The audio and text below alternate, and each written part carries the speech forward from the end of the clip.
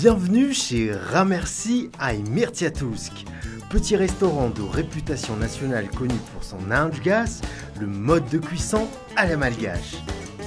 Sapin fahafantarany olona anazy taloha. Efa elaela ihany aloha ny tena marina 30 ans mahery angamba zay fa ny tena nifondrana teto nivarotana teto eo amin'ny 7 6 8 raha ny eto manokana aloha dia toa dia sakafo gasy.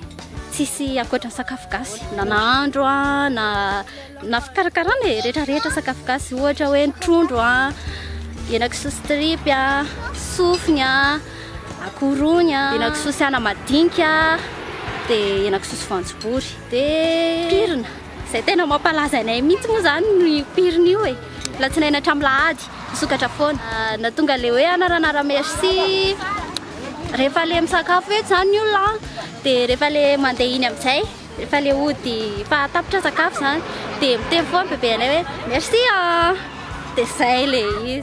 Ici, il y a toujours des gens qui viennent manger. Le restaurant accueille encore plus de monde pendant les week-ends. Et ceux qui s'y présentent ne sont nullement déçus.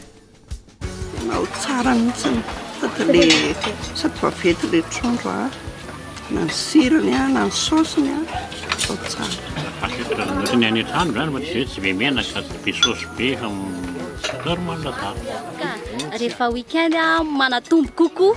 Raha fahitako azy aloha malalaka le olona rehefa le fotoanan'ny week-end iny afaka mivoaka mitondra fianakaviany tena mampandeha an-tsena anay mihitsy rehefa misy kosa indrindra atao mikasitinina eny na any arivo mampikonkoa aza rehefa misy kosa dia tena be da be mihitsy ny olona misakafo eto.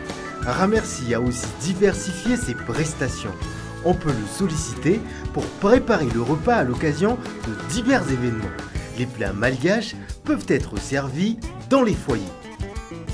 Manao traiteur zay manao sakafo mariage famadiana resaka ohatra hoe fetifety kely lanona-pianakaviana am-batrano raha ohatra hoe tia maka traiteur le olona.